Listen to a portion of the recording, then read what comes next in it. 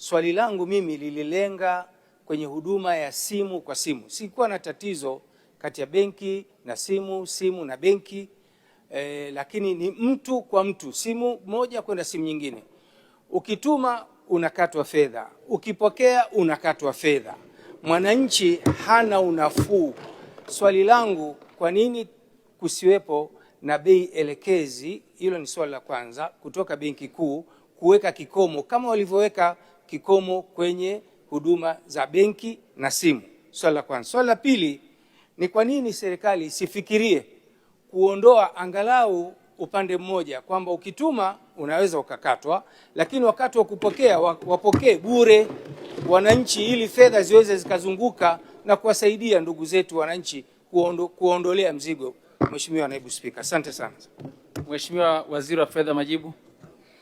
Mheshimiwa Mwenyekiti, kama nilivyosema, namshukuru sana Mheshimiwa Tarimba Abbas kwenye swali lake, na ni kweli kulikuwa na sehemu muhimu hii ambayo ameitaja ya huduma ya fedha za moja kwa moja mtu na mtu.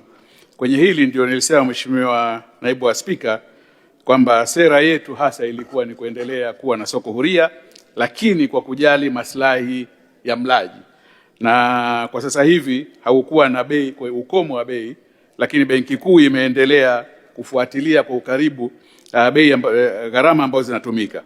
Benki Kuu imeendelea kutoa mwongozo na imetoa mwongozo wa ada hizi ambazo zinachajiwa na kampuni za simu kwenye huduma za mobile service. Imetoa mwongozo mwaka 2024, imesisitiza kuwekwa kwa uwazi na disclosure.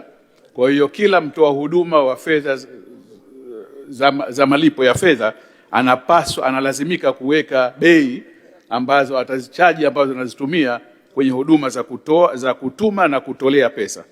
Na vile vile Benki Kuu imeweka kiwango cha ulinganisho.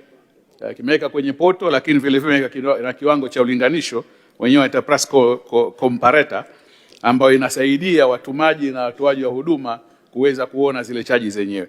Kwa hiyo kwenye ukomo hakujawekwa, lakini kumetolewa mwongozo wa namna ya kuweka charges mbalimbali.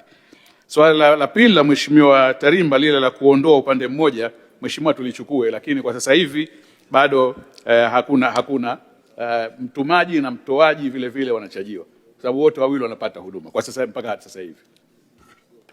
Asante sana Mheshimiwa Waziri wa Fedha kwa majibu ya swali la Mheshimiwa mbunge. Tunaendelea Wizara ya Maji. Mheshimiwa